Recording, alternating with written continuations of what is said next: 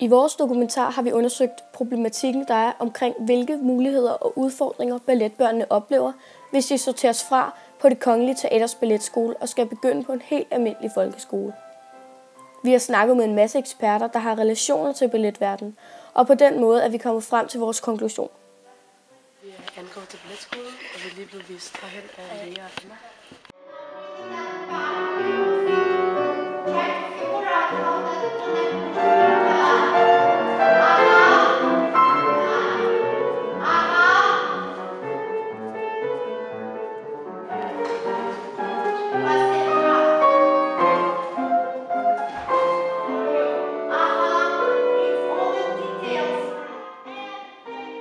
Jeg hedder Emma, og jeg er 14 år gammel, og jeg går i 8. klasse her på Det Kongelige Teater.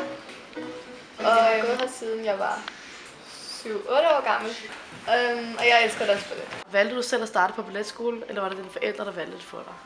Jeg valgte det selv. Ja, jeg valgte også 100% selv. Føler du et stort pres i dit hverdag i forhold til, at du ved en chance for at blive fravalgt? Altså, ikke til hverdag, men når vi nærmer os, vi har en årlig eksamen.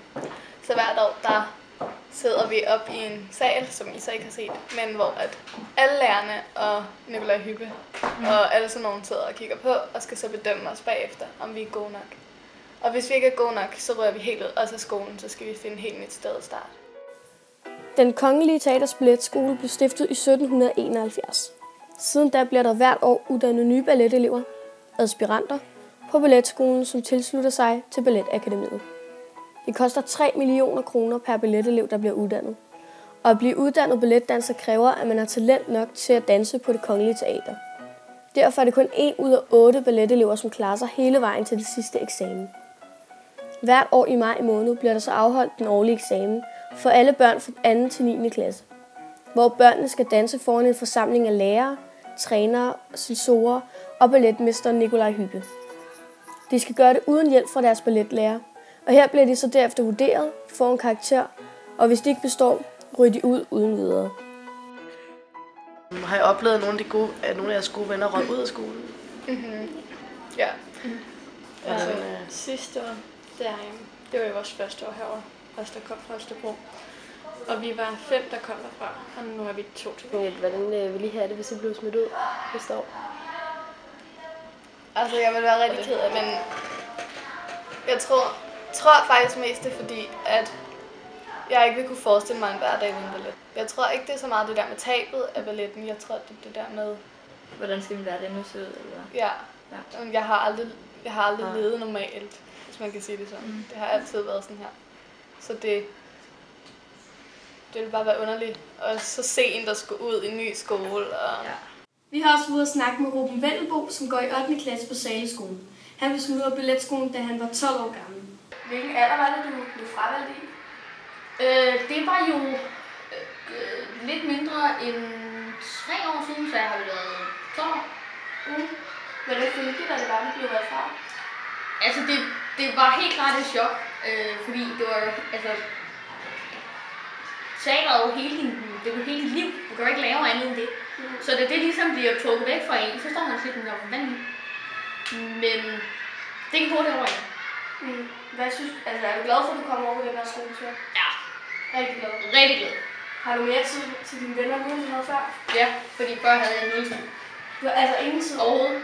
Vi har været ude og snakke med Birgitte Hårder, som er leder på Læseskolen.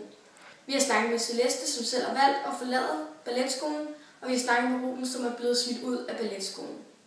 Der er nogle delte meninger om overførslen fra balletskolen til folkeskolen. Her er, hvad de har at fortælle. Hvis der er et barn, der er blevet valgt fra og skal ud af klassen, tager I så altså snakke med dem? Bare sådan jer forældrene, eller er det bare... De får det jo primært at vide af balletten. Ja, og der er der så mulighed for at tale med balletlæreren og med balletledelsen, og selvfølgelig også med os. Ja, okay. Vi kommer jo ind i billedet, fordi vi skal prøve at finde ud af, hvad så? Når sommerferien starter, så har de jo en periode, hvor de så skal starte efter sommerferien et andet sted. Ja. Og der bruger vi meget tid på at finde ud af, hvad har barnet lyst til, hvad der er muligheder. Men man får ikke så meget hjælp til at komme videre. Altså, jeg fik noget hjælp med sådan at komme herover til at starte med, men altså, jeg har ikke rigtig hørt noget fra dem. Så... Vi er forberedt på, at der er en chance for, at jeg kan bryde ud ved en årlig eksamen, eller er det ikke svaret, når I snakker om? Nej, det er ikke så meget, vi snakker om. Nej. Så du ved egentlig ikke, hvad du vil gøre, eller hvad du vil reagere, hvis du bliver smidt ud? Altså, jeg vil være ked af det, men Det er sådan, du vil tage det, når du kommer til den tid. ja. Det er ikke noget, man går og tænker over så meget.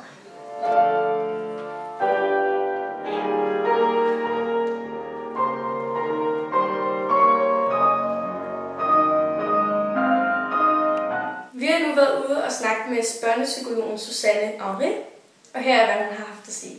Det er ikke kun sort-hvidt. Nej. Altså, der er fordele og ulemper, ikke? Men det der med, tror jeg, så meget fokus og så massivt, som de har det derinde med balletten, det tror jeg, der kan det være vanskeligt, når man så bliver valgt fra, ikke? Ja. Fordele og ulemper ved balletskolen?